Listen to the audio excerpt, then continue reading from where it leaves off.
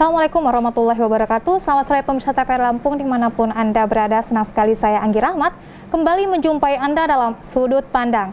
Dan petang hari ini kita akan mengangkat tema mengenai Lampung Darurat Oksigen. Dan untuk itu kami akan terhubung dengan 3 narasumber yang saat ini akan terhubung melalui live Zoom. Akan hadir bersama kita Bapak Dr. Andes Tri Wahyudi Saleh MM yang merupakan Dirut PT Pusri. Juga akan terhubung dengan Bapak Dr. Taufikur Rahman SPOG, merupakan Dirut Rumah Sakit Urip Sumoharjo, Bandar Lampung. Dan juga kita akan terhubung dengan Bapak Kombes Pol Z. Pandra Arsyad SH MSI yang merupakan Kabid Humas Polda Lampung. Baik, kita sudah terhubung bersama ketiga narasumber kita. Assalamualaikum Bapak, selamat sore. Waalaikumsalam. Selamat sore. Baik Bapak, bagaimana kabarnya petang hari ini Bapak? Kami harapkan semua dalam keadaan sehat walafiat hari ini. Alhamdulillah. Sehat. Baik, walaupun mungkin kita terhubung melalui Zoom, namun kita tetap bisa menyampaikan informasi terkini, terutama untuk topik kita pada petang hari ini mengenai oksigen. Lampung saat ini dalam keadaan yang memang darurat oksigen. Namun terima kasih juga kami ucapkan kepada ketiga narasumber yang saat ini akan menyampaikan informasi mengenai pasokan dari PT Pusri. Saya ke Pak Tri Wahyudi dulu Pak Tri. Sejauh ini mungkin untuk update, sudah berapa banyak yang sudah tersalurkan ke Lampung saat ini Pak? Ya, terima kasih Mbak Anggi. Perlu kami sampaikan bahwa sampai dengan hari ini, itu kami sudah menyalurkan hampir 3.482 botol ya, tabung ya. Baik. Tabung untuk Lampung ya, atau senilai kurang lebih 25,56 ton. Baik. Hari ini yang terakhir itu dari Pasawaran. Jadi kami sudah mendistribusikan untuk Lampung itu hampir kurang lebih 24 rumah sakit. Baik. Rumah sakit swasta dan juga rumah sakit umum daerah.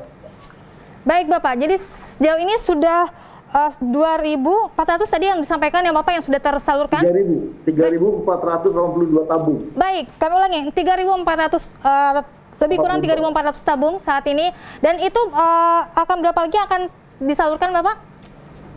Sebanyak 24 rumah sakit, Pak. Baik itu yang akan terus lagi nanti disalurkan ke Lampung saat ini ya Pak ya? Ya. Baik, untuk proses pendistribusiannya Pak mungkin bisa disampaikan juga untuk proses pendistribusiannya? Ya, perlu kami sampaikan bahwa sebenarnya PT Pusri Palembang ini kan tidak memproduksi oksigen. Tugas kami sebenarnya memproduksi pupuk. Baik. Hanya saja kami memiliki produk samping dalam bentuk oksigen. Jadi kebetulan sebelum PPKM ini kami diminta oleh Kementerian BUMN dan juga Kementerian Kesehatan untuk mendistribusikan oksigen ke wilayah Jawa. Ya. Karena pada saat itu yang mendesak Jawa. Sementara Sumsel dengan Lampung belum. Sehingga kami pada awal Juli kami sudah mendistribusikan ke Rumah Sakit Fatmawati Jakarta, ke Rumah Sakit Manuel Islam Bandung, dan juga beberapa rumah sakit di Palembang. Setelah itu baru kami menerima permintaan dari Lampung. Yang perlu kami sampaikan bahwa saat ini kami tidak memiliki isotank. Ya, hampir semua kendalanya adalah di isotank, alat transportasinya. Karena kami terbatas, kami sudah sampaikan ke Pak Gubernur Lampung dan juga ke Ibu Kepala Dinas, silakan untuk rumah sakit mengirimkan tabung kosong saja. Nanti kami isi. Jadi ini sudah kami lakukan. Alhamdulillah dikawal oleh Pak Panda CS ini dari Polda Lampung, dikawal betul oleh beliau pantauannya dan timnya, sehingga alhamdulillah berjalan lancar, Mbak. Baik, dan itu semua sudah sesuai dengan standar ya Pak ya untuk kemasan dan lain sebagainya itu ya Pak ya? Ya, sudah sesuai standar untuk kesehatan. Baik, terima kasih Pak Tri. Saya beralih ke Pak Dr. Taufik. Selamat sore Pak Dokter.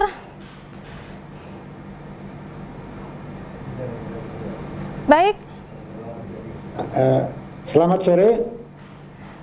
Baik Pak Dokter, mungkin kita ingin juga mendengar informasi mengenai pasokan yang sudah diterima saat ini untuk oksigen dan penyalurannya juga untuk penggunaannya sejauh mana Bapak? Baik, terima kasih. Kami sampaikan bahwa untuk di Rumah Sakit Urip Sumoharjo memang oksigen kita itu sangat kekurangan ya dalam periode ini, karena kita kebutuhan rata-rata itu sebenarnya antara 2 sampai 2,5 ton per hari. Baik. Tapi pasokan-pasokan sekarang ya yang kita selama ini sumber pasokan utama itu dari aneka gas yang bentuknya liquid. Ya, kita punya tangki yang liquid 6 ton. Tapi saat ini kita tidak bisa dipasok liquid seperti seharusnya. Baik. Karena rata-rata kalau dahulu kita dapat 3,5 atau 4 ton per minggu, sekarang per 3 hari. Baik. Karena sumbernya dari Banten dan dari dari Palembang. Baik, baik. Tapi dengan sekarang ini kita kekurangan hanya dapat 1,4 ton per minggu. Baik. Dan ini pun dapat dari Palembang, sehingga kita membutuhkan tabung sekarang. Nah, Baik. salah satu tabung ini sumbernya kita alhamdulillah dapat bantuan dari PT Pusri. Baik. Itu sumber tabung. Tetapi karena kita rata-rata tabung kita butuhkan itu 150 sampai 200 tabung per hari, tetapi kemampuan kita untuk mengambil ke Pusri pun masih terbatas dalam sarana angkutan. Baik. Makanya kadang-kadang kita juga masih mengambil juga dari sumber yang lain selain dari PT Pusri. Baik, baik. Jadi nanti kita akan kupas lebih dalam lagi Bapak untuk mengetahui sejauh mana memang kebutuhan yang dibutuhkan dan bagaimana siklusnya saat ini. Mungkin saya akan perdalam lagi, tapi saya ke Pak Pandra terlebih dahulu ini, Pak Pandra. Assalamualaikum warahmatullahi wabarakatuh. Waalaikumsalam warahmatullahi wabarakatuh. Anggi dan dua narasumber yang kami hormati, Pak Tri Wahyudi, Juru PT Pusri, dan dari Rumah Sakit Urip Sumoharjo, Pak Dr. Taufik Rahman, dan seluruh para pemirsa TVRI Bandar Lampung dimanapun berada. Baik, waalaikumsalam warahmatullahi wabarakatuh. Baik Pak Pandra, sebelum saya menanyakan mengenai proses pengawalan yang tentu saja sudah sangat maksimal sekali untuk oksigen dari PT Pusri, mungkin sedikit bisa menyampaikan informasi kalau kita mengevaluasi kondisi PPKM Kota Bandar Lampung dan Provinsi Lampung pada umumnya yang terjadi sejauh ini, bagaimana kondisi terkininya Bapak? Ya, baik. Ya, kita sama-sama merasakan atau mengetahui bahwa saat ini pandemi COVID-19 masih belum berakhir dengan adanya kebijakan dari pemerintah. Dalam hal ini pemberlakuan daripada PPKM atau pemberlakuan pembatasan kegiatan masyarakat ya, dari mulai tanggal 3 Juli sampai tanggal 20 Juli 2020 beberapa waktu yang lalu yang kita sebut dengan PPKM darurat, di mana di Provinsi Lampung ini di Kota Bandar Lampung dengan zona merah yang masih belum menurun sehingga diberlakukan PPKM darurat. Kemudian ada beberapa kota yang lain yaitu adalah pengetatan, yaitu di Metro, Kabupaten Metro, dan Lampung Utara. Khusus di PPKM darurat yang kita kenal saat ini sudah beralih namanya adalah PPKM level 4. Intinya sebenarnya masih merah lah, itu zonanya masih merah. Apa yang dilakukan dari Kepolisian Daerah Lampung dan jajaran tentunya dalam rangka untuk melakukan pendisiplinan, ya sebagaimana kami sudah diatur di dalam Impres nomor 6 tahun 2020, pendisiplinan protokol kesehatan melalui 3 pilar, yaitu unsur dari pemerintah daerah, baik itu tingkat provinsi, kemudian kabupaten kota, dan juga bersama Polri dan unsur TNI. Kami melakukan operasi justisi, termasuk tadinya ada beberapa penyekatan-penyekatan yang ada, dan dalam rangka untuk mengurangi mobilitas warga yang akan menuju satu tempat sehingga kita akan mengurangi terjadinya kerumunan. Itu sebenarnya yang kami lakukan. Sehingga kami ya dalam kesempatan ini juga karena kami sering rapat ya di Satgas Penanganan COVID-19, tentu ada masukan-masukan atau keluhan-keluhan. Bagaimana tadi sudah dijelaskan adanya beberapa kelangkaan oksigen atau kekurangan oksigen yang sudah terpenuhi ya dari dukungan dari Kementerian BUMN melalui PT Pusri dalam hal ini dalam pengisian. Nah, tentunya kami dalam hal ini tugas Polri setidaknya dalam sebagai pelindung, pengayom dan pelayan masyarakat, ya dalam hal ini kami memberikan kelancaran di dalam pengawalan, baik itu dari kabupaten dan kota, itu sampai pengisian di lokasi PT Pusri yang ada di Palembang, Mbak Anggi. Jadi kami berupaya untuk melancarkan situasi ada sekaligus untuk memonitor sehingga masyarakat merasa aman dan nyaman dalam kegiatan yang saat ini tengah dilakukan PPKM level 4. Mungkin itu bisa sementara saya sampaikan, Mbak. Baik, terima kasih Pak Pandra informasinya. benar-benar bisa bermanfaat bagi kita semua, terutama untuk pemirsa di rumah, untuk kondisi terkini dari PPKM dan juga PPKM level 4 di Provinsi Lampung saat ini. Terima kasih Pak Panda. Saya ke Pak Tri lagi nih Pak Tri. Kalau kita melihat kondisi saat ini di mana mungkin untuk semua unpredictable ya Pak ya, untuk kondisinya apakah mungkin akan menurun atau mungkin nanti justru akan ada lagi kenaikan dari angka pandemi COVID-19 ini, berarti ini akan kita belum tahu sampai kapan memang terus perlunya pendistribusian oksigen ini. Nah sejauh ini apakah memang akan dilakukan terus secara bertahap selanjutnya ke depannya atau memang ada keterbatasan juga dari PT Pusri sendiri hingga akan dibatasi sampai beberapa hal, mungkin nanti silakan mungkin bisa ditanggapi Pak Tri. Ya, terima kasih Mbak Anggi. Intinya bahwa kita berharap pandeminya segera berakhir ya, dan tidak melandai angkanya sehingga kebutuhan oksigen tidak terlalu besar. Namun demikian kita tetap waspada, perlu antisipasi ya. Untuk antisipasi seperti ini, saya kira tadi saya sampaikan bahwa PT Pusri Palembang memproduksi hanya 3 ton per hari. Baik. Namun demikian kami juga kerjasama juga dengan swasta yang ada di Palembang, itu PT Oki Pulp and Paper, itu sudah ada rekomendasi juga dari pusat. Jadi Sumatera Selatan juga ngambil ke sana, jadi tidak menutup kemungkinan Pak Panda dengan Dr. Taufik kita akan bantu. Barusan Pak Gubernur Lampung juga telepon saya juga untuk dibantu terkait dengan liquidnya Pak Taufik, Dr. Taufik. Jadi insya Allah kami tetap akan upayakan, ya meskipun kami hanya punya 3 ton per hari, kami akan berupaya semaksimal mungkin sudah ada kerjasama dengan Oki Pulp and Paper. Nanti kami siapkan tanknya. Barusan saya dapat laporan juga, kebetulan hari ini ada rapat oksigen di Lampung ya Pak Panda ya. Ya betul. Pak Sekda, saya dapat laporan dari staf saya di sana bahwa kita bisa menggunakan 2 unit mobil Pak di sana Pak. Oke. Ya. Milik Lampung Gas kalau tidak salah. Nanti bisa Dr. Taufik, sehingga nanti di samping kalian tadi kesulitannya tabung, sehingga kalau ada liquid, dan alhamdulillah barusan saya dapat informasi ada 2 mobil isotank di Lampung yang bisa kita manfaatkan Pak Panda, ya, sehingga mudah-mudahan ini bisa terbantu Pak. Baik. Ya, kami akan melakukan pengawalan nantinya Pak. Baik. Mungkin Pak Panda ingin menanggapi Pak Pandras? Ya betul sekali. Jadi kemarin ini ya, sebelum adanya kerjasama yang ke bidang kemanusiaan yang didukung oleh BUMN melalui PT Pusri, ya kami dengan Dr. Taufik pun juga ya, selalu keluhan daripada kepala-kepala rumah sakit itu adalah mau menerima pasien terlalu akan sulit bagaimana oksigen. Tapi alhamdulillah dengan dukungan dari BUMN, Kementerian BUMN dalam hal ini PT Pusri, sehingga ini setidaknya sudah bisa ada solusinya. Apalagi tadi kami sudah melaksanakan rapat koordinasi terkait tentang penempatan liquid oksigen kalau tidak salah dengan isotank. Jadi isotank itu yang dibutuhkan. Tentunya untuk berangkat dari Lampung, dari Kota Bandar Lampung menuju Palembang, kami akan menyiapkan pengawalan sekaligus untuk memonitor situasi yang ya saat ini kan kita sudah masuk di level PPKM level 4 ini, dan sudah ada kebijakan-kebijakan dari Bapak Presiden Republik Indonesia Insinyur Joko Widodo tentang pelonggaran. Nah, ini yang kita harapkan, artinya kita berharap tenaga kesehatan ya yang bekerja di rumah sakit dalam memberikan pelayanan juga tidak akan kesulitan di dalam mendapatkan oksigen yang ini adalah sangat primer sekali ya. Betul Dr. Taufik ya.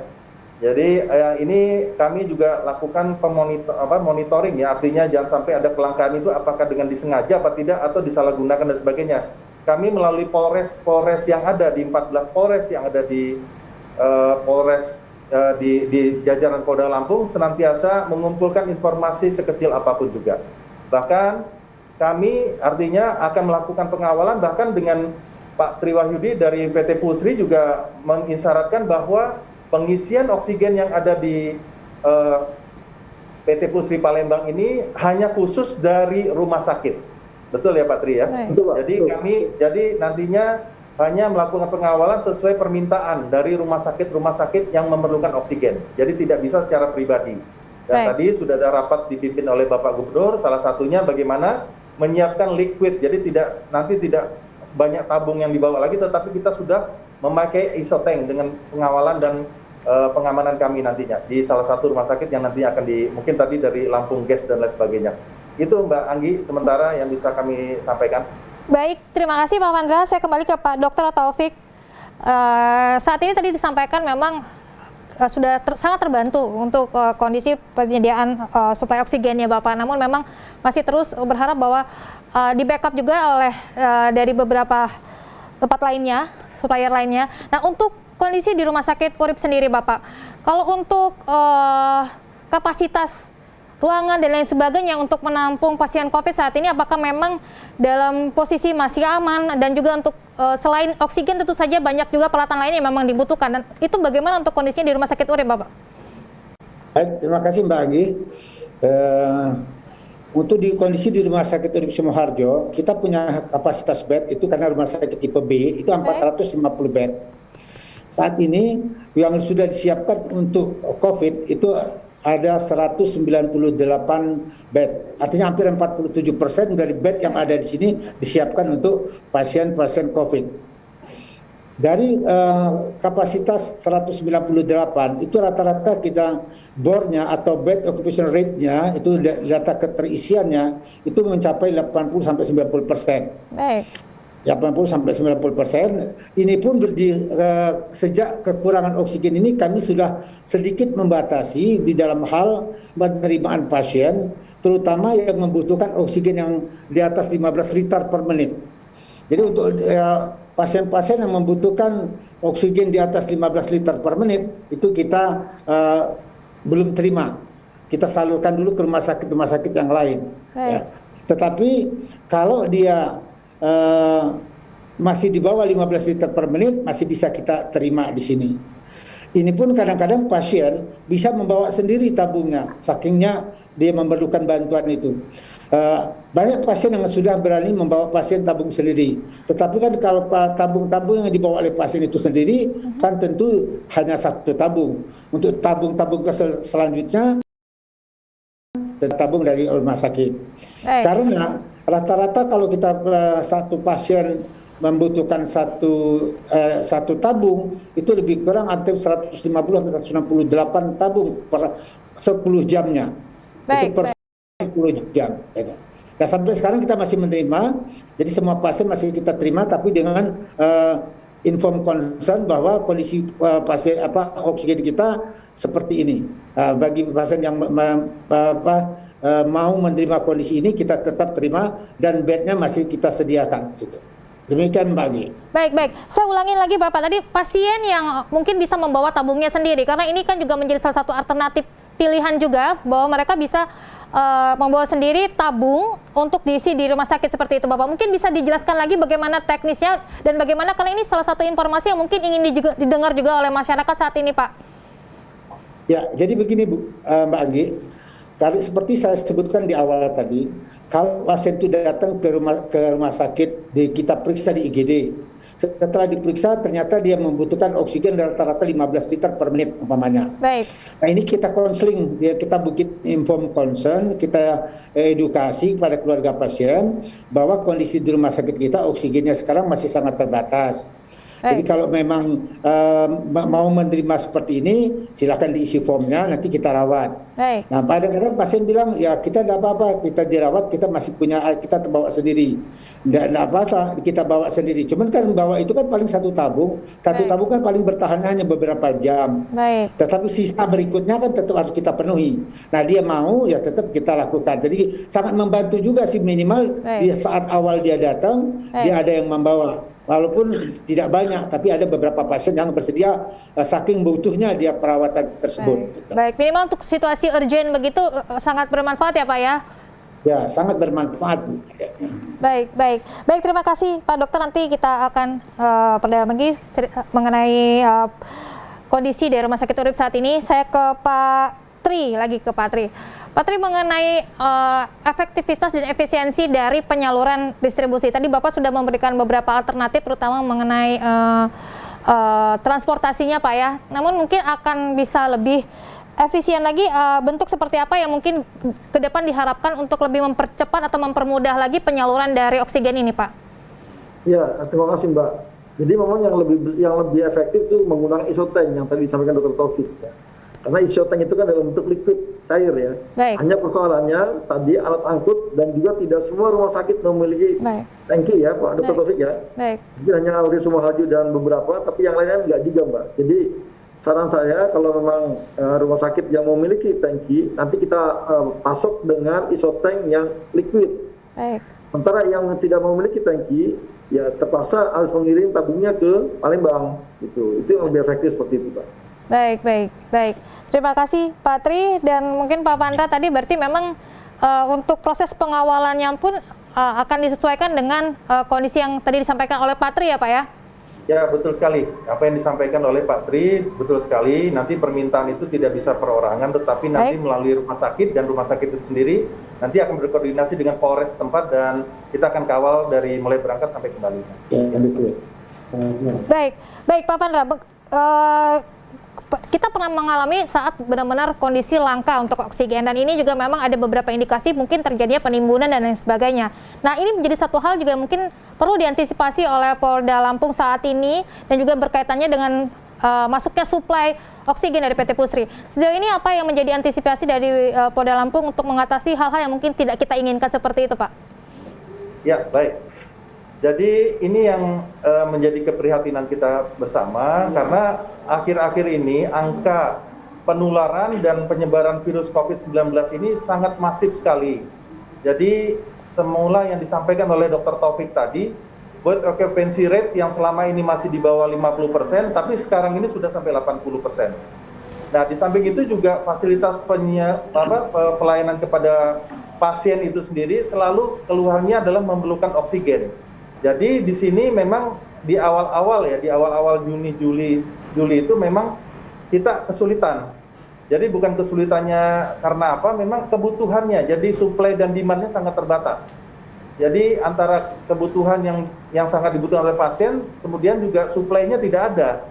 Kemudian ya dengan adanya suatu solusi yang terbaik ya, yang disampaikan oleh pihak PT Pusri, BUMP PT Pusri ini ya setidaknya agak bisa bisa menjadi solusi, menjadi problem solver. Jadi jalan keluarnya seperti apa sehingga tidak akan terjadi lagi penumpukan atau suatu kerumunan ya. Selama ini kita lihat di Kota Bandar Lampung dan di wilayah kota-kota kabupaten kota yang lainnya sudah mulai banyak antrian-antrian, sudah mulai banyak kerumunan. Nah, ini yang sehingga akan menyebabkan bisa terjadinya kerawanan ya, baik dari aspek keamanan juga pasti terjadi gesekan-gesekan, apalagi nanti di rumah sakit. Tadi sudah Dr. Taufik jelaskan, apabila ingin berobat di rumah sakit, coba harus mengupayakan oksigennya sendiri. Nah ini karena memang kebutuhannya sangat-sangat tinggi dengan adanya angka yang terkonfirmasi ya, yang cukup tinggi ya. Ini aja sekarang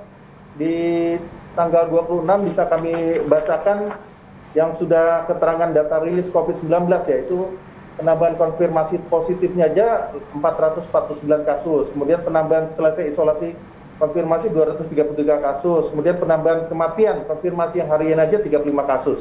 Nah, seperti itulah kira-kira. Jadi kami selalu melihat bagaimana potensi-potensi gangguan jangan sampai menjadi ambang gangguan dan menjadi gangguan nyata. Dari mulai antrian sampai juga kami juga memberikan pelayanan apabila ada di rumah sakit ya, terutama di gawat darurat atau apalagi orang yang akan selesai ya menjalani isolasi, kemudian tidak dapat kamar. Nah, itu hal-hal yang seperti itulah kami berupaya untuk, belum lagi penjemputan paksa dari pasien COVID yang meninggal dunia dan sebagainya. Jadi perlu adanya suatu pola-pola edukasi dari preventif sampai represif.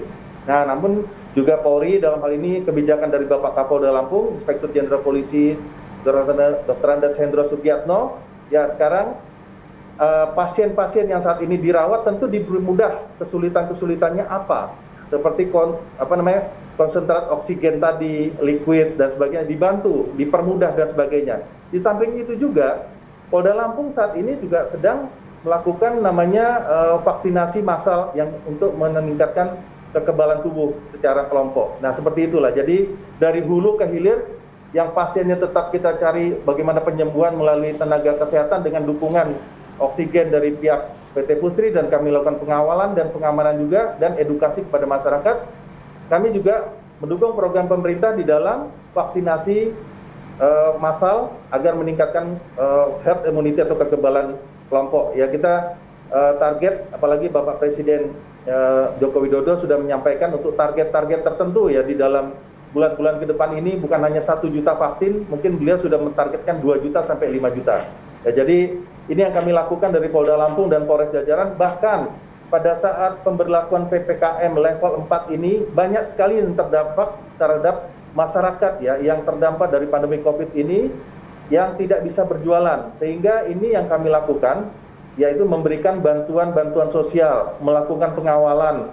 Ya, artinya apabila bantuan-bantuan sosial itu jangan sampai akan meresahkan masyarakat ya. Jadi kami selalu melakukan himbauan, apalagi sekarang PPKM darurat ini dengan pemberlakuan yang baru adalah PPKM level 4 ya, maksud kami yang kita sebut dengan PPKM darurat ini sudah ada pelonggaran ya sampai jam 21 ya untuk pedagang-pedagang di tempat-tempat berjualan dan sebagainya. Kemudian juga tetap dilakukan protokol kesehatan yang tepat, ketat dan tepat. Nah, jadi kita jangan sampai lagi lengah.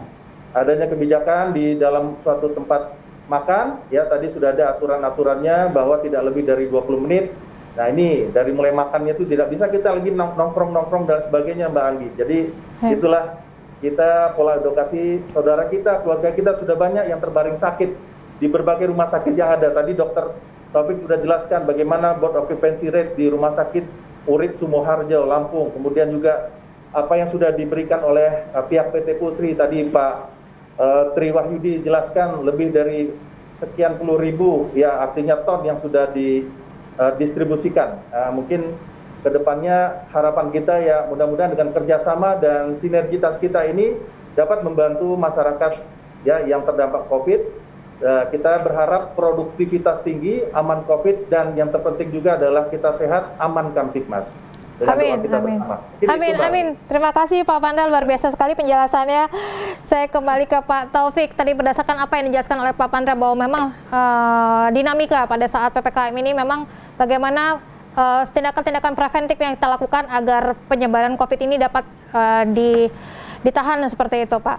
Nah, ini mungkin sedikit penekanan mungkin dari dokter mengenai memang apa yang memang harus dilakukan oleh masyarakat saat ini, karena memang seperti yang disampaikan kondisi rumah sakit pun sangat amat terbatas saat ini. Nah, untuk masyarakat yang mungkin melakukan isoman, karena kadang-kadang pada saat mereka isoman, mereka juga melakukan hal-hal yang justru akhirnya memperburuk situasi dan mau tidak mau harus ke rumah sakit begitu, Dok. Mungkin sedikit bisa disampaikan atau disosialisasikan pada saat masyarakat memang tidak perlu untuk ke rumah sakit, dalam hal ini bisa isoman saja di rumah. Apa sih yang memang mereka harus lakukan agar tidak semakin buruk dan justru harus dibawa ke rumah sakit seperti itu, Pak? Ini mungkin informasi yang sangat bermanfaat mungkin untuk pemirsa di rumah saat ini. Silakan Pak Taufik.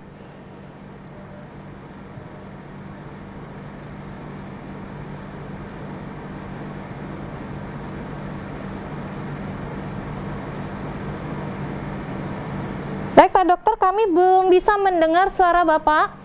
Baik, Bagi. Oke. Untuk pasien-pasien yang isoman, kita sudah mendapat petunjuk pelaksanaan, baik itu dari Satgas Nasional maupun itu dari Satgas Provinsi serta dari Kemenkes. Apa-apa yang harus dikerjakan. Pertama, tentu kalau dia isoman, dia harus terdaftar dulu sebaiknya di Paskes atau di fasilitas kesehatan yang terdekat.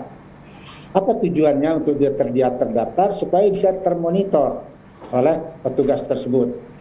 Apa yang dilakukan monitor itu biasanya pertama itu tentang suhu yang dilakukan. Yang kedua tentang SPO atau saturasi. Itu yang biasanya maka dianjurkan pada pasien-pasien yang isoman karena harus sebaiknya mempunyai oksimetri. Nah, itu yang kadang-kadang oksimetri pun sekarang ini sudah susah untuk didapat, tapi untuk pendapat oksimetri. Yang kedua tentu pola hidup yang sehat seperti biasa, isoman dia betul-betul menjaga prokesnya, baik itu di dalam rumah tangganya sendiri dengan anggota keluarganya. Jadi dia harus disiplin untuk melakukan isolasi mandirinya tersebut. Nah, ini yang kadang-kadang masih sulit untuk kita kalau dia tidak termonitor atau tidak terdaftar di situ. Nah, itu yang penting, sudah banyak kan penjelasan-penjelasan isoman tentang isoman ini bagaimana sebagusnya. Tetapi ya pada kesempatan ini kami pertama mengucapkan terima kasih ke Pak Tri atas bantuannya yang Pak Turayudi, apalagi nanti kalau kami dapat dibantu tentang liquid tadi yang seperti disarankan, diinformasikan tadi, karena kami sangat mengharapkan sekali kalau itu liquid terpenuhi, mudah-mudahan kegiatan yang lain bisa kami lakukan. Sekedar informasi bahwa di Rumah Sakit Urip selama 2 minggu krisis oksigen ini kemarin, kita sudah tidak melayani lagi operasi elektif, operasi tidak terencana, kecuali hanya operasi yang darurat. Karena apa? Karena semua oksigen kita fokuskan kepada pasien-pasien COVID, terutama pasien-pasien yang di ICU, itu yang menggunakan HFNC, yang menggunakan ventilator, itu kan penggunaan oksigennya sangat tinggi. Nah, kalau dengan adanya bantuan-bantuan oksigen ini secara perlahan kami sudah mulai membuka kembali, walaupun masih terbatas tentang kegiatan-kegiatan operasi elektif atau operasi berencana tersebut. Mudah-mudahan kalau nanti Pak Tri Wahyudi bisa membantu pengiriman liquid, nanti kami akan mengajukan secara tertulis, dan ini mudah-mudahan sangat membantu sekali untuk bisa melayani masyarakat yang kegiatan selain dari masyarakat yang tertimpa COVID ini. Demikian Mbak Agi dari kami. Baik, terima kasih Pak Dokter. Saya ke Pak Tri lagi nih Pak Tri. Baik Pak Tri, tadi banyak sekali kita semua mengapresiasi apa yang dilakukan oleh PT Putri saat ini untuk penyaluran dan pendistribusian oksigen yang sangat dibutuhkan oleh masyarakat saat ini. Nah, seperti tadi disampaikan, kedepannya PT Putri akan berusaha untuk menambah jumlah produksi dan akan bekerja sama juga dengan beberapa pihak untuk melakukan peningkatan produksi untuk oksigen ini, Pak. Namun sejauh ini kan memang hanya ditujukan kepada istilahnya tidak dijual untuk hanya difokuskan untuk rumah sakit dan penyaluran seperti itu. Nah, melihat kondisi saat ini, di mana mungkin kondisi rumah sakit bukan hanya sekedar oksigen, tapi fasilitas juga.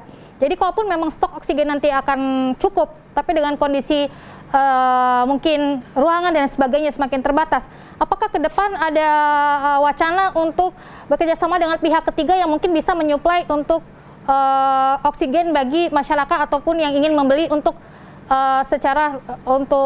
pribadi begitu? Apakah ada wacana seperti itu? Karena memang kalau memang masyarakat sendiri sudah masing-masing punya oksigen, itu kan diharapkan mereka bisa tidak terlalu menambah beban dari tenaga kesehatan yang saat ini memang keterbatasan bukan hanya sekedar oksigen. Seperti itu Pak, mungkin ini sedikit pertanyaan karena mungkin banyak sekali yang menginginkan oksigen itu bukan hanya ke rumah sakit, namun mungkin banyak masyarakat yang berharap mereka seperti disampaikan tadi mereka bisa bawa oksigen sendiri atau mereka punya stok sendiri seperti itu Pak. Terima kasih Pak Tri, mungkin bisa disampaikan? Ya, terima kasih Mbak. Intinya oksigen yang kami salurkan ini adalah dalam bentuk CSR ya, artinya semuanya dalam bentuk gratis. Jadi ini bentuk kepedulian dari Pusri Palembang untuk operasi kemanusiaan ini kami semuanya memberikan gratis. Ya. Jadi intinya bahwa sementara ini kami tetap fokus kepada kebutuhan rumah sakit dulu Mbak. Baik. Karena tadi disampaikan Dr. Taufik dan juga Pak Panda juga kan angkanya kan naik terus ya. Baik. Jadi kita harus fokus ke sana. Baik. Kemudian tadi kami sampaikan kami tetap optimis dan kami sudah koordinasi juga dengan pemerintah daerah. Dan PT Oki Pulp and Paper ini adalah salah satu kebijakan pemerintah pusat. Jadi ada tim oksigen juga di pusat sana, koordinasi antara Kementerian BUMN, Kementerian Kesehatan, dan juga Kementerian Perindustrian. Kebetulan setiap hari kami rapat juga. Jadi semua perusahaan-perusahaan industri yang selama ini menggunakan oksigen dialihkan untuk kesehatan dulu. Baik. Dan alhamdulillah memang untuk Oki Pulp ini produksinya terbesar ya, 30 ton per hari. Baik. Sehingga tadi saya sampaikan ke Pak Gubernur, kalau seandainya Pak Gubernur bisa komunikasi langsung dengan manajemen Oki and Pulp ya, di sana kami siap mengirim isotengnya ke sana nanti untuk dikirim ke rumah sakit yang ada di Lampung, Pak. Baik. Jadi kami sudah punya 3 isoteng ya. Saat ini kami gunakan untuk pengisian di rumah sakit yang ada di Palembang dulu, Sumatera Selatan ini semua. Nanti kalau sudah selesai kami juga akan isi ke Urip Sumoharjo paling banyak ya, Pak Dr. Taufik ya. Paling besar di sana, sehingga kalau tadi Pak Pandra bisa dalam rapat diputuskan ada 2 isoteng milik Lampung Gas kalau tidak salah Pak ya, itu bisa kami sewa, kami yang bayar, nanti kami bisa untuk khusus untuk Lampung. Jadi yang 3 kami dedikasikan ke Palembang, Sumatera Selatan, yang 2 kami untuk di Lampung. Nanti kami koordinasi ngambilnya di Oki. Saya kira ini Pak yang bisa kami sampaikan, mudah-mudahan ini bisa membantu. Tadi saya sudah sampaikan Pak Gubernur juga supaya bisa koordinasi dengan paling tidak ada surat ke manajemen sana. Baik, terima kasih Pak Tri. Saya ke Pak Pandra lagi nih Pak Pandra. Mungkin ini sedikit keluar dari tadi bahasan kita mengenai oksigen. Kalau berbicara mengenai situasi pandemi saat ini sampai detik ini memang kalau kita berbicara masalah hoax ya Pak ya. Hoax yang mewarnai bukan hanya mewarnai mengenai menipisnya oksigen, namun hal-hal yang memang kadang-kadang sedikit membingungkan bagi masyarakat yang saat ini memang dalam keadaan pressure karena pandemi ini Pak. Nah ini merupakan satu hal yang mungkin perlu juga diantisipasi oleh Polri, dalam hal ini Polda Lampung, bagaimana untuk mengatasi ataupun menekan jumlah hoax yang saat ini banyak sekali beredar di masyarakat. Ya, baik, terima kasih Mbak Anggi. Ya inilah di tengah pemberlakuan PPKM yang di awal PPKM darurat ya, yang sekarang kita kenal PPKM level 4. Itu di awal-awal pemberlakuan PPKM darurat itu banyak sekali yang membuat berita-berita bohong atau hoax ya. Artinya kemarin kami baru saja merilis ataupun melakukan konferensi pers, ada warga dari kota metro. Jadi dari kota metro di Provinsi Lampung itu membuat seolah-olah pemberlakuan PPKM darurat atau PPKM level 4 ini ya, itu sempat membuat kegaduhan di salah satu pasar, di mana gambar itu atau video itu diambil dari kejadian di wilayah lain. Nah, ini tujuannya bukan tujuannya untuk menenteramkan situasi di tengah pandemi, di mana banyak orang yang sekarang ini banyak yang masyarakat kesulitan, di antaranya ada kesulitan oksigen, ada kesulitan untuk masuk rumah sakit, kesulitan di bidang ekonomi, tetapi dia ingin mencari untuk daya tarik di dalam dia membuat YouTube untuk subscriber, followers, dan sebagainya. Jadi sehingga kemarin tanggal 16 Juli kami mendapatkan informasi itu. Begitu dapat informasi itu, kemudian kami melakukan penyelidikan. Ya kita ada namanya tim cyber. Tim cyber ini yang akan melakukan informasi-informasi apapun yang dapat meresahkan masyarakat. Tentunya kita akan segera melakukan penyelidikan. Dan kemarin sudah kita lakukan penangkapan. Ternyata adalah seorang oknum guru yang memang tujuannya adalah untuk subscriber. Nah ini yang sangat kita sesalkan dan kita sayangkan. Baik. Ya, mestinya kita bisa berempati, dia bisa mengirimkan suatu konten-konten yang menarik, simpatik, yang membuat semangat kita di tengah kita ini sedang sulit ya di tengah pandemi COVID-19 ini. Nah itu yang kemarin. Kemarin tanggal 24 ada juga, karena ini selain daripada kekosongan oksigen, ada lagi sekarang mereka yang ingin mencari tempat vaksinasi. Nah ini berita-beritanya ini juga begitu, mendapat suatu informasi bahwa ada vaksinasi di salah satu kafe ya, yang kita sebut salah satu kafe di Kota Bandar Lampung. Dia mendapatkan hanya lokasinya berada di lokasi kafe X, kemudian beramai-ramai, itu sampai dari subuh sudah mulai ada antrian. Nah inilah yang perlu kami dari Kepolisian Daerah Lampung ya, melalui bidang humas, kemudian juga dari Direktorat Reserse Kriminal Khusus, ya kami juga dari intelijen. Kami selalu informasi yang didapat itu cepat kita harus menetralisir kepada masyarakat, karena mereka itu kasihan juga, mereka di satu sisi kekurangan oksigen, satu sisi mereka ingin meningkatkan kekebalan tubuh mencari untuk vaksin. Nah, apalagi ada suatu persyaratan tertentu di dalam melakukan perjalanan, baik itu perjalanan darat, laut maupun udara, itu salah satunya adalah sertifikat vaksin. Nah, ini yang kami lakukan Mbak Anggi. Jadi kemarin sempat ada yang terkecoh, jadi kami sekarang ini setiap ada di informasi yang sifatnya mencari kegaduhan di dalam tengah masyarakat, ya kami segera menetralisir dengan kami menstempel berita hoax. Nah, kalau misalnya sudah sampai membahayakan betul, dibilang ada kerusuhan dan sebagainya, kami tindak. Kemarin sudah ada pelakunya, sudah kami amankan dan kita lakukan penahanan. Mungkin itu Mbak Anggi. Jadi intinya tetap kami himbau kepada masyarakat, setiap informasi yang didapat, setiap informasi yang diperoleh, agar betul-betul dicek and recheck, saring dulu sebelum Anda sharing kepada warga masyarakat atau di lingkungan media sosial di kelompoknya masing-masing. Mungkin itu Mbak Anggi. Baik Pak Wandral, terima kasih. Mungkin bisa juga menyampaikan informasi, karena memang berkaitan tetap PPKM level 4 ini, apakah mungkin ada rekayasa lalu lintas atau mungkin ada penyekatan, titik-titik penyekatan yang memang perlu adanya informasi untuk masyarakat saat ini, apa yang mereka harus lakukan dan apa saja mungkin dokumen-dokumen yang memang mereka harus siapkan begitu Pak? Ya, betul sekali Mbak. Jadi itu yang saya katakan tadi, ada persyaratan-persyaratan tertentu. Setiap orang yang akan melakukan perjalanan, baik itu darat, laut, udara. Ya, seperti contohnya itu adalah kepada warga masyarakat, ya segera saja melakukan vaksin. Ya, karena memang vaksin minimal vaksinasi, vaksin pertama itu, tanda bukti vaksin pertama itu sangat berguna di dalam kita melakukan perjalanan. Kemudian juga ada khusus untuk di perjalanan udara itu adalah khusus harus PCR.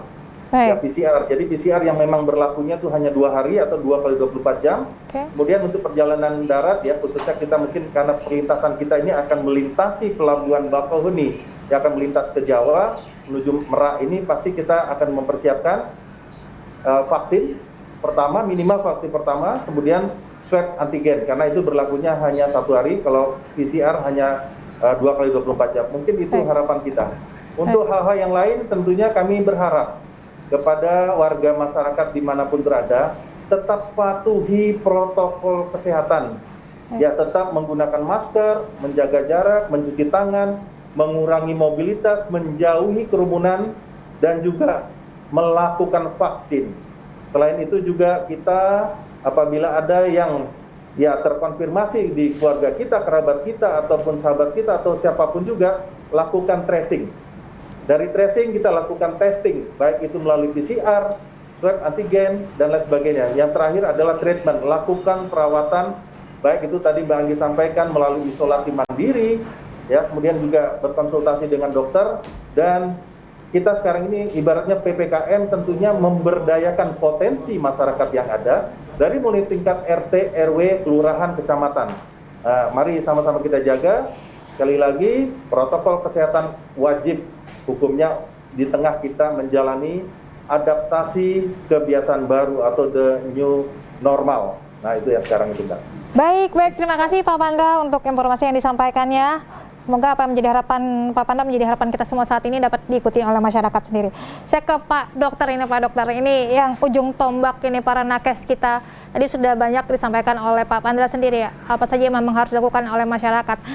Mungkin juga bisa disampaikan oleh Pak Dokter selaku Dirut Rumah Sakit Urip saat ini. Bagaimana kondisi para nakes dan bagaimana juga SDM yang memang menjadi garda depan dari pelayanan penanganan COVID ini, Bapak, sejauh ini apa yang menjadi kekhawatiran dan apa saja memang harus dilakukan masyarakat ketika memang harus ke rumah sakit, apa saja yang dialami saat ini, Pak? Baik, terima kasih Mbak Agi. Jadi untuk di rumah sakit kami sendiri sampai saat ini tenaga kesehatan kita sendiri yang sudah terpapar itu ada 104 yang saat ini. Baik. Ya, jadi cukup banyak ini untuk periode ini saja sudah 104 yang terpapar, yang beberapa dirawat. Dan pada saat ini juga tadi malam salah satu dari kerabat kami, dokter ahli spesialis bedah tulang, telah dipanggil Allah Subhanahu Wa Taala karena juga kena COVID. Dan barusan saja kita mendapat kabar bahwa telah dimakamkan pada hari ini. Jadi itulah Mbak Anggia. Jadi kita sendiri tenaga kesehatan kita juga cukup banyak yang terdampak oleh karena COVID ini. Jadi bagaimana strategi kita mengalami pelayanan inilah makanya kita selalu mengadakan rotasi di dalam sistem pelayanan kita. Biasanya di ruang-ruang isolasi itu tenaga-tenaga yang melayani COVID ini tidak harus dia harus ditukar. Jadi maksudnya kita harus rotasi. Ada rotasi 1 bulan sekali, ada yang 2 bulan sekali supaya mereka punya kesempatan yang sama untuk melayani dan punya resiko yang sama untuk melayani tersebut. Jadi itulah yang kira-kira trik kami membatasi supaya tenaga-tenaga kesehatan kita sudah tidak banyak terdampak akibat kena COVID ini. Walaupun demikian, tetapi ternyata masih juga banyak yang kena daripada teman-teman kita yang oleh kena pelayanan ataupun mungkin dia di luar atau di mana, kita nggak tahu dia di mana dia bisa tertularnya. Tetapi yang jelas pada teman-teman di pelayanan rumah sakit pun sampai saat ini kami cukup banyak yang terdampak ya. Untuk di rumah sakit kami sendiri saja sampai dengan hari ini dalam periode bulan ini saja sudah 104 karyawan kita yang terdampak oleh karena kami. Tapi alhamdulillah rata-rata masih banyak yang isolasi mandiri. Demikian Mbak Anggi. Baik Bapak, kalau kita melihat sering sekali di media sosial atau mungkin juga untuk di media-media mainstream, seringkali digambarkan ada video-video di mana para pasien COVID itu melakukan hal-hal yang denial begitu Pak. Jadi kadang-kadang mereka melakukan hal-hal yang sebenarnya tidak seharusnya mereka lakukan karena mungkin tadi ada beberapa hal, ada penolakan bahwa mereka COVID atau lain sebagainya. Nah ini mungkin satu hal yang menjadi salah satu freezer juga bagi nakes saat ini Bapak. Nah, apakah memang ada tips atau trik khusus saat ini untuk para nakes terutama untuk Rumah Sakit Urip sendiri bagaimana menghadapi pasien yang mungkin mereka sendiri kurangnya sosialisasi, kurangnya pemahaman ataupun kurangnya kesadaran mengenai kondisi saat ini yang justru mungkin bisa berdampak yang sangat tidak baik terhadap para nakes sendiri Pak? Apakah ada filter atau border sendiri memang sudah disiapkan untuk mengatasi pasien seperti itu Pak? Baik, terima kasih Mbak Andi. Sampai saat ini alhamdulillah kita di rumah sakit kita alhamdulillah tidak ada kita yang berdampak yang fatal untuk terhadap tenaga kesehatan yang akibat pelayanan tersebut ya. Kenapa? Karena kita di awal sudah membuat inform concern dahulu. Sebelum pasien itu masuk, sudah kita beri inform concern ya, dan kita ada form tersendiri baik itu tentang cara pelayanan di rumah sakit dan tentang sarana yang tersedia di rumah sakit. Kemudian tentang visitasi dokter yang akan masuk ke rumah sakit, kemudian kalau seandainya terjadi meninggal kondisi di rumah sakit itu kita sudah sampaikan di awal masuk kepada pasien dan keluarga pasien. Alhamdulillah sampai saat ini dengan adanya inform concern seperti itu kita sampai sekarang semuanya berjalan dengan baik. Walaupun kadang-kadang ada yang menolak untuk dilakukan pengurusan jenazah secara COVID, tetapi kadang-kadang juga ada alasannya. Karena apa? Karena hasil pemeriksaan PCR-nya kadang-kadang belum keluar, tetapi pasien sudah meninggal. Sehingga wajar juga kadang-kadang dia tidak mau dimakamkan secara COVID karena dia mau melihat bukti PCR-nya.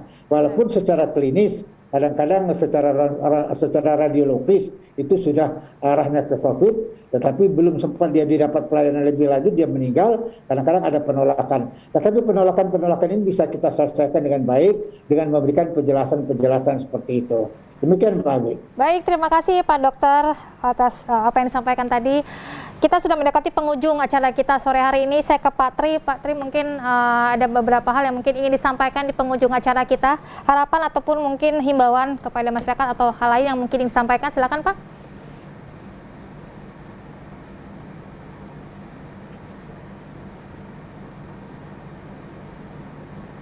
Baik Pak Tri, kami belum bisa menangkap suara Bapak.